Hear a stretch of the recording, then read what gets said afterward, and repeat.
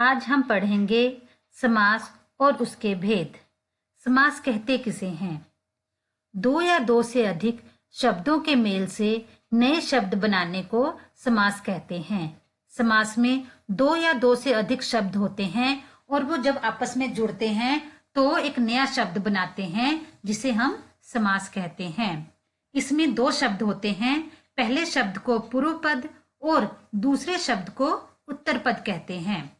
समास के 6 भेद हैं, लेकिन आपके सिलेबस में अभी 3 ही भेद आ रहे हैं, द्वंद्व समास, द्विगु समास और तत्पुरुष समास। पहले हम करेंगे द्वंद्व समास। द्वंद्व समास क्या है? जिस समास के दोनों पद प्रधान हो उसे द्वंद्व समास कहते हैं। दोनों पद, पहला पद, पूर्व पद और उत्तर पद दोनों ही मेन होते हैं, उसे हम द्वंद्व समास कहते हैं। इसकी पहचान क्या है कि दोनों पदों को मिलाते समय दोनों के बीच योजक हाइफन लगाया जाता है, जैसे भाई हाइफन बहन, भाई बहन।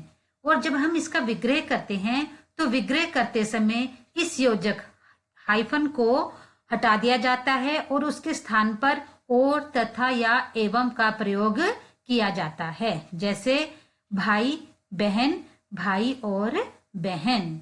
इसके अन्य उदाहरण हैं माता पिता, माता और पिता, राजा रंक, राजा और रंक, दिन रात, दिन और रात, दाल रोटी, दाल और रोटी, जन्म मरण, जन्म और मरण।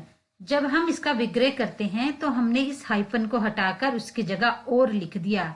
एग्जाम में कई बार ऐसे भी पूछ लेते हैं, माता और पिता लिखा है, आपने और को हटाकर उसकी जगह हाइफन लगाना है। अगर माता हाइफन पिता ऐसे आएगा तो आपने हाइफन को हटाकर और लगाना है। अगर और लिखा है तो और को हटाकर आपने वहां पर हाइफन लगाना है। अगला समास है हमारा द्विगु समास। द्विगु समास में जो पहला शब्द होता है वो संख्यावाचक विशेषण होता है। कहने का अर्थ है जिसका पहला शब्द है वो गिनती वाला होगा, संख्यावाचक होगा, जैसे दो पहर। इसमें दो शब्द हैं, दो और पहर। तो हम इसका जब विग्रह करेंगे तो ऐसे लिखेंगे, दो पहरों का समाहार या समूह।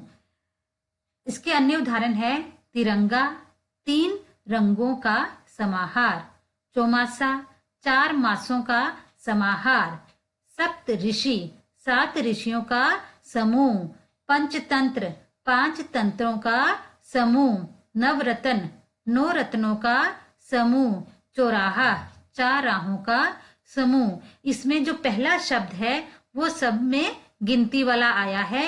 जहां पहला शब्द गिनती वाला आ जाए वहां पर द्विगु समास होता है।